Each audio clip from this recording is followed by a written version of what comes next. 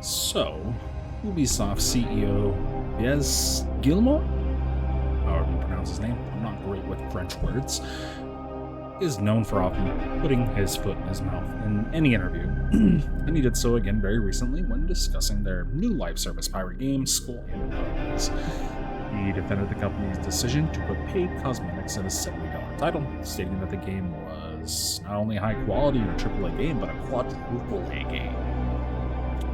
Now, I don't know about that, Chief, but I do know that I definitely took advantage of an 8-hour no restrictions trial they offered for it, and I walked away honestly surprised with how much I started to enjoy the game about halfway through the trial. It definitely seemed like a bit of a slog at the beginning, though. Thanks to Captain Fuck Up here, I got a French hound sniffing right up my sweaty arsehole. Get him out of my sight. I could really use a new captain now. 8 hours, particularly in a live service title such as Skull and Bones, is admittedly not a long time with a trial. The first 3 or 4 hours I spent without a doubt, either fishing and gathering resources to replace other pirates at sea and all together with the first ship. Even the time I spent with that first ship unlocked, it wasn't spectacular. Much like it is in the beginning of an RPG, your options are extremely limited, and still have this experience of the game for a while. Skull and Bones was really no different. It wasn't until about 4 when I unlocked the Hulk and Cutter did the game start to open up and I started to have a good time. Great time. Like any live service game, there is a bit of a grind. Those first few hours seem to introduce you to that grind and the base mechanics and gameplay loop you will experience on this game. It starts slow, but it doesn't stay slow though. You are restricted to that doubt and like I stated, as you introduce the basic mission types, resource gathering, crafting, and the works. Soon you've earned enough respect to the ship where you are after you've collected the resources and you're off into the rest of the game. Albeit, the shallowest portion, the Dar is a DPS class ship in the game, whose weapon slots are facing two outside weapon slots, one on each side. Even the Dar wasn't really great. It was okay, but not a lot of fun. Finally, I took the time to see what I needed for the next 2 ships that I had. The Cutter, which is a support ship, and the Hulk, which is a tank class ship.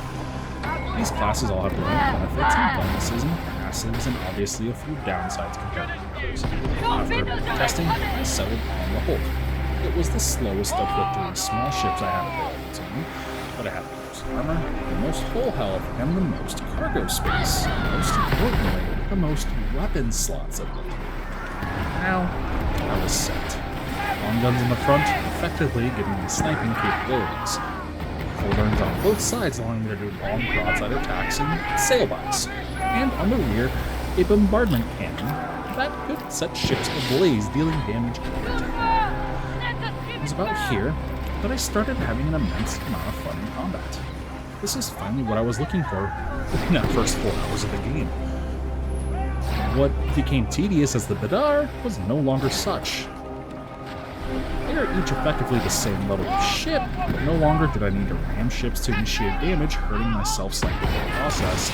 Leaving myself open in the rear if I needed to turn or make a retreat, I was fully loaded and ready to move. It was here, in the ship, that you'll come across resource nodes, and where you can either play a simple mini-game for a bonus amount of resources, or opt out completely and do it based on a timer system.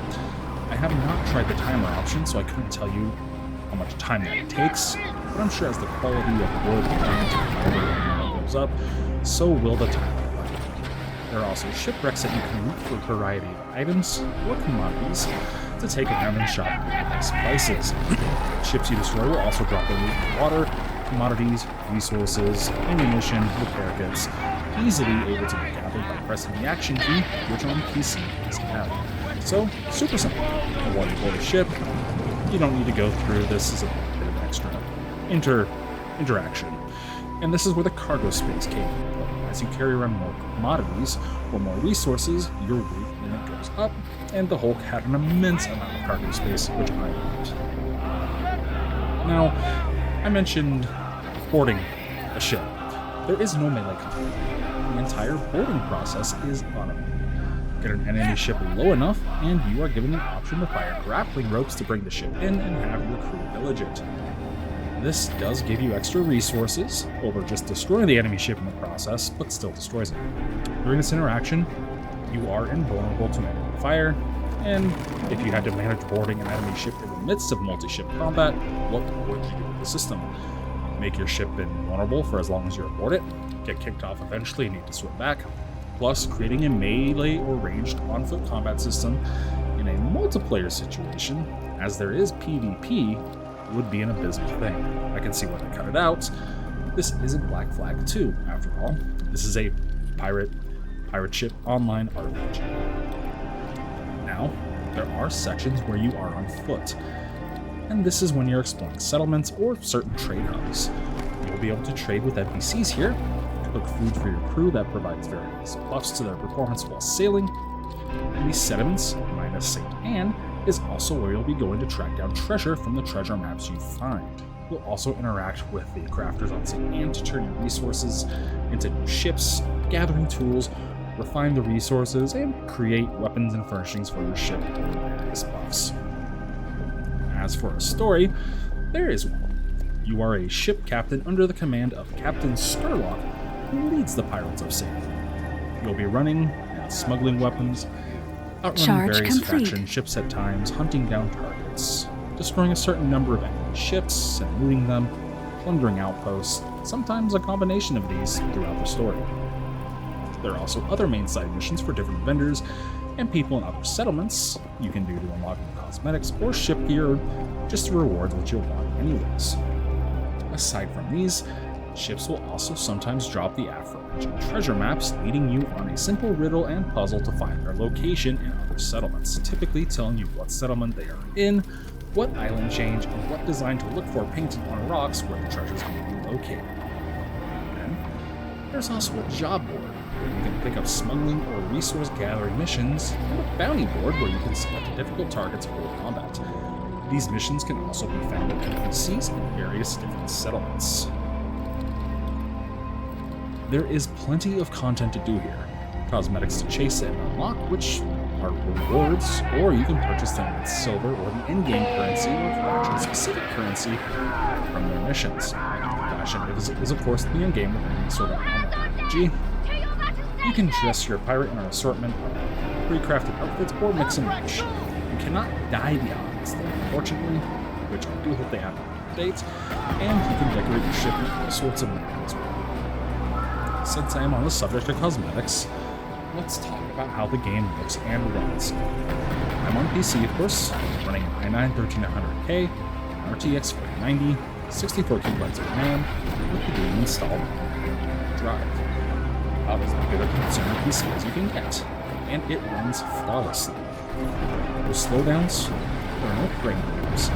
Every graphical option is set as high as it can go, and no issues. Overall, the game looks great. The ship looks the best of all through all the customization as well. NPCs and your character are slightly stylized, not overly realistic, as they are all rendered on your ships at all times in varying quantities based on the ship's size and in the settlements as well as other players and NPC ships, which there are a ton of NPC ships and quite a few players as well. And the quality of this rendering doesn't drop with the quantity. Lighting looks great with god rays and weather effects both on ship and foot. Most impressive, however, is the shadows. Each crew member will cast an individual shadow on the water and, if applicable, going through their entire animation with their shadows even positioned correctly with the position of the sun or light source. Overall, the water does look really good as you're helming the ship. Waves and ripples have particle effects that look great, but this does kind of falter and fall apart when you are standing in the water on beaches, and see that these waves and ripples effects are kind of like disattached particles just floating slightly above the water, like a spring. But this is a situation you aren't going to be in very often unless you're searching it out. The most important things, the ship's water, lighting, and weather effects, the brain looks good as well. I saw some complaints on popping, but I haven't noticed that at all. Definitely though, some signs on buildings do look low resolution, but past that, it's not really important at all. This is just scenery. Sound design, the water elements and weather effects are phenomenal. It sounds as if you're on the seas as your ship cuts through waves or slaps off of the waters. Weapons sound satisfying in both firing and its impact on enemy ships or fortifications. The voice acting is serviceable and welcome, so we aren't just reading lines of text constantly when gathering quests from the important NPCs. Most important, however, this is a pirate game. Sea shanties exist and are recorded. Anytime outside of combat, you can choose to have your crew sing a shanty for you. It's fantastic. Now, of course, let's talk about the cash shop. And it's a cash shop. Currently, there are only cosmetics and there's no sort of paid package. You can buy outfits for your crew, outfits for yourself, emblems for your ship, color patterns for your ships, stuff like that. So, you can customize yourself with your money or with in-game money. It's up to you. I appreciate the lack of pay to win in the game, and I always have no issue with any price of a game having a cash shop if there is zero chance for it. And this is just all stuff that I was able to experience in an 8-hour trial of Skull and Bones. Is it a quadruple A game? No, but that was obviously, clearly hyperbole from a man who never knows when to actually keep his mouth shut. But surprisingly, after the onboarding and tutorial, the game has a vast amount of varied fun that looks great in action. So, many people are upset that this isn't Assassin's Creed Black Flag 2, even though it was never advertised as that. This was advertised fully as a pirate ship combat game. Oh well, media literacy is hard these days, it seems. Gamers are constantly demanding change and new games and new ideas from old seasoned developers, and when they get those new games and new ideas or elaborations on other aspects, they don't like that because it's not the sequel they wanted. The 8-hour trial did convince me of Skull and Bones. It's a game that I do want to jump back into, one that I did end up buying because the trial convinced me of it. 8 hours gave me enough time to get through the onboarding, through the salad appetizer, and start to dig into the meat and potatoes of the game. The main dish, get enough of a taste that I do want of and that I am looking forward to.